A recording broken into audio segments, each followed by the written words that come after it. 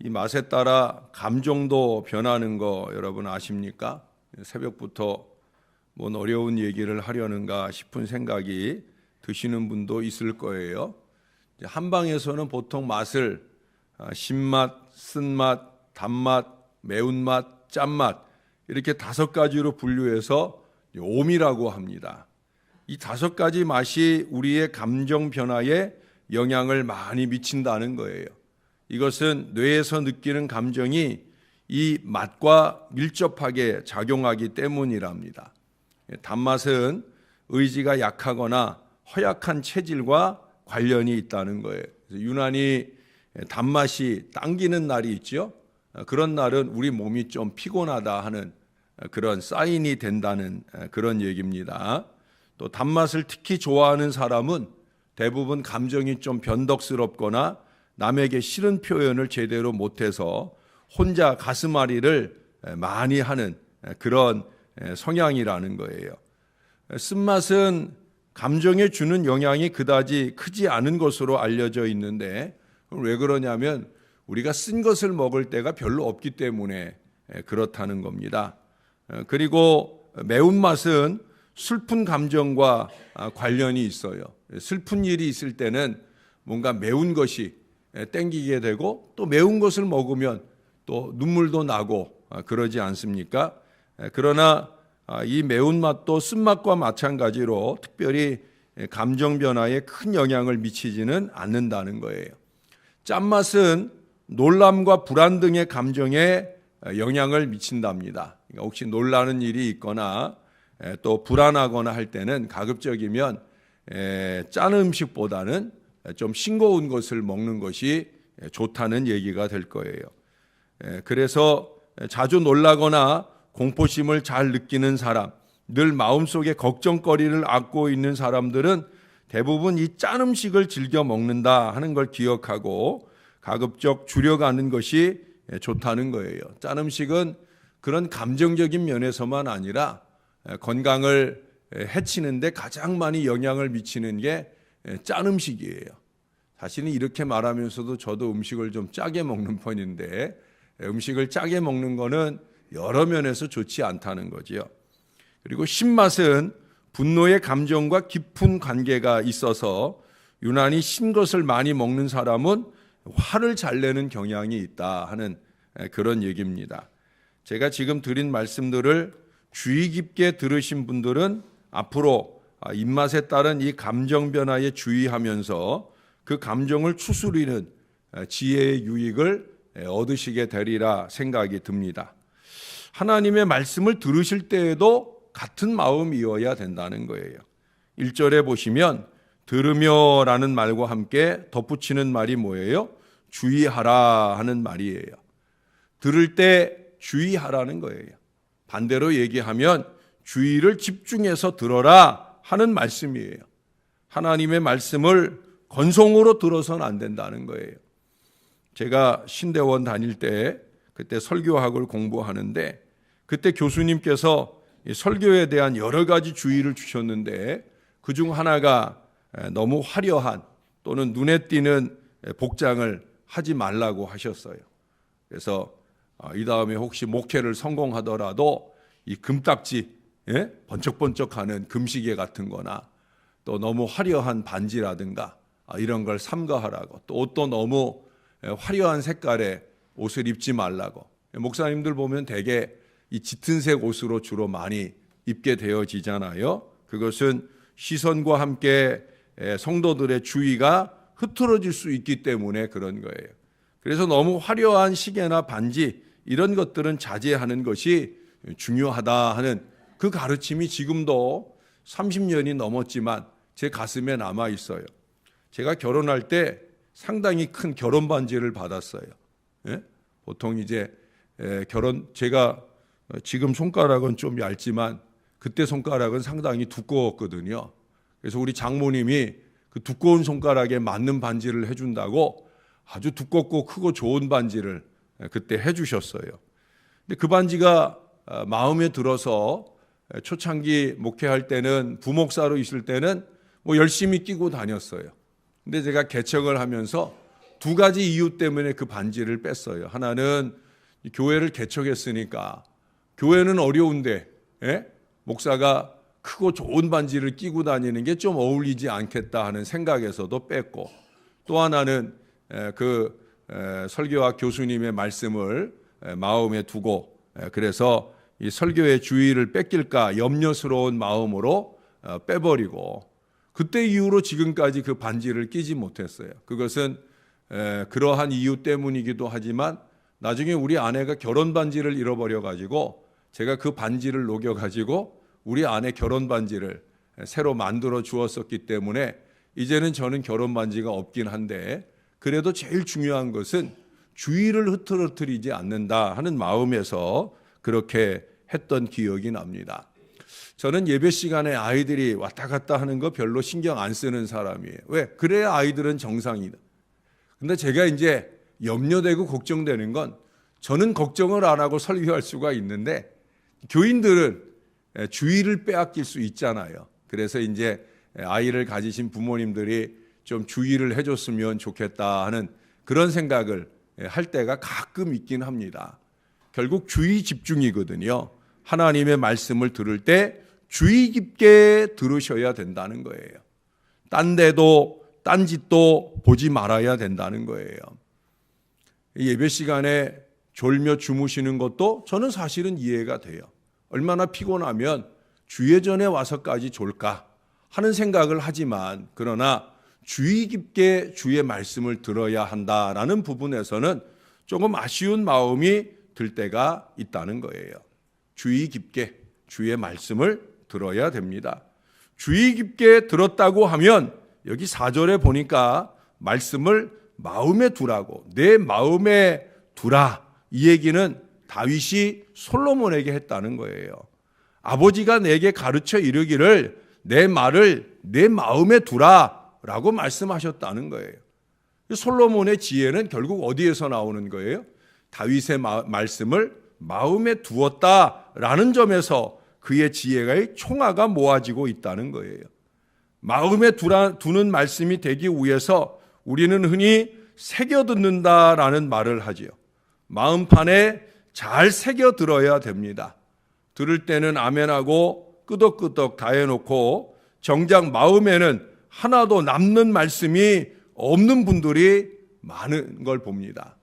여러분, 새벽 아침에 우리의 기도조차 그 아침에 방금 들은 말씀에 의지해서 드리는 기도가 한마디도 없는 분들이 간혹 있어요.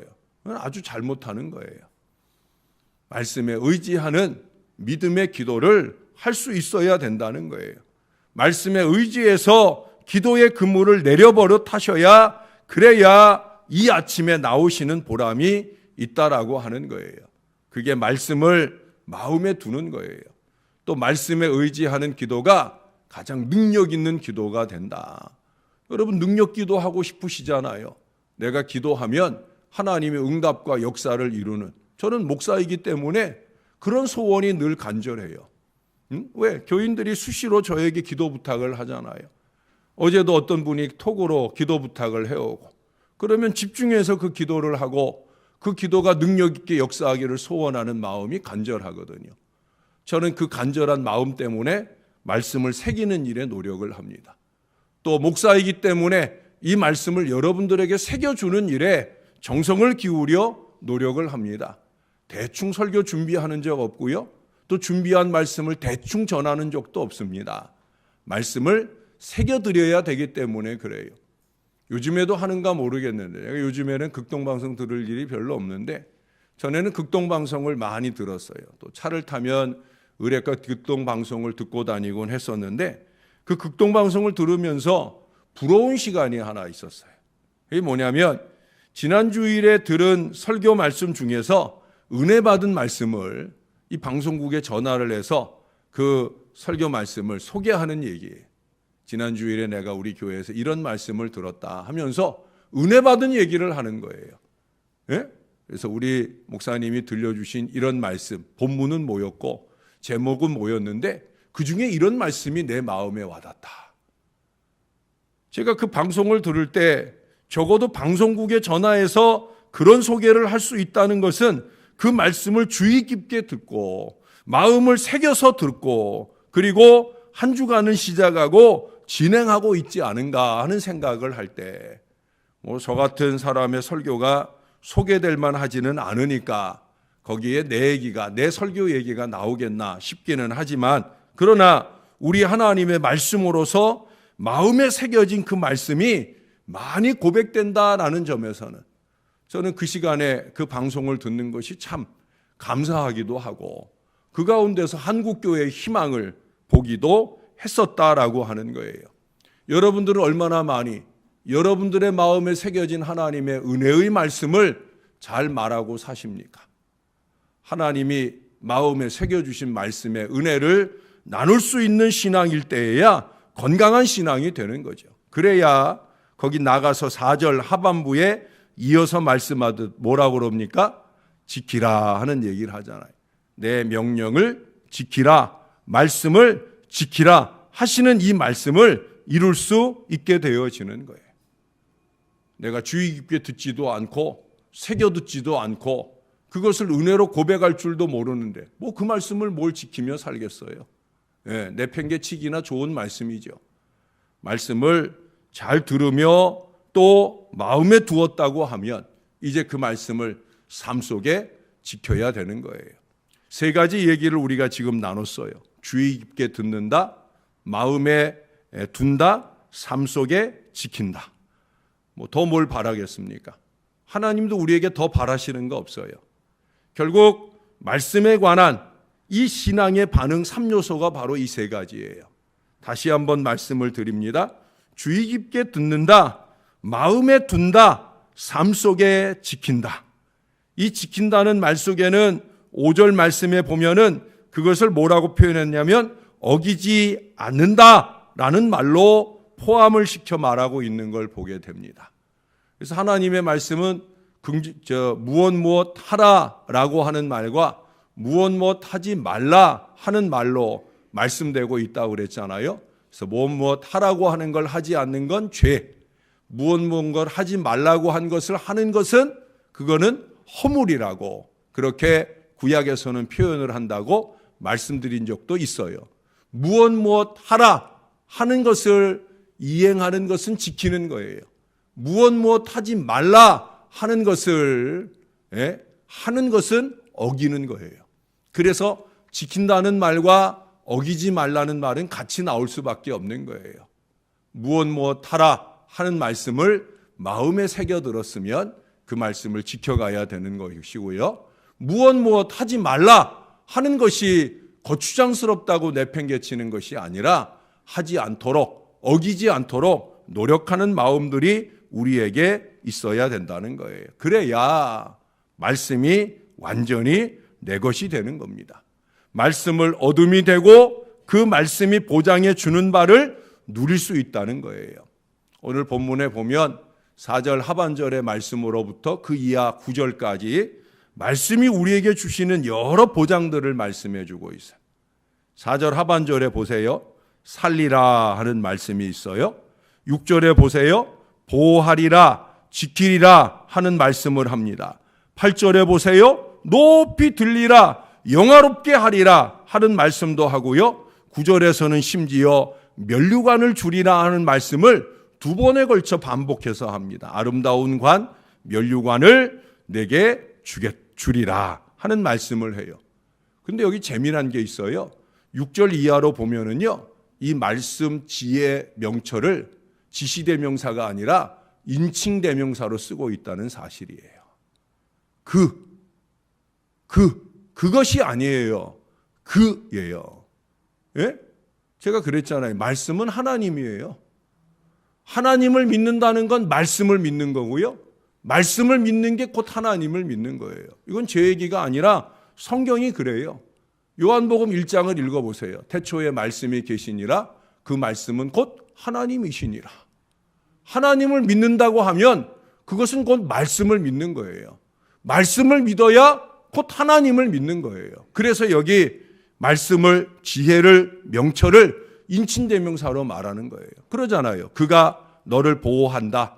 그가 너를 지키리라. 그가 너를 높인다. 그가 너를 영화롭게 한다. 그가 내게 면류관을 준다. 다시 한번 말씀드리지만 우리가 말씀을 지키는 것만 아니라 말씀이 우리를 지켜주시고 복되게 하심을 알아야 된다는 거예요. 말씀을 내팽개치고 말씀이 나를 지켜주신다? 하나님이 나를 지켜주신다? 정말 어리석은 신앙이에요. 뭘 모르는 신앙이죠. 말씀을 붙들고 마음에 새기고 지키기 위한 몸부림, 영부림, 산부림으로 살아갈 때 그 말씀이 우리를 지켜주시는 은혜, 영화롭게 하시는 축복을 누릴 수 있게 되어진다는 사실이에요. 여호수아 1장 7절 8절에도 보면 여호수아를 향해서 믿음의 지도자 여호수아에게도 이런 말씀을 하잖아요. 야, 말씀을 주야로 묵상해라.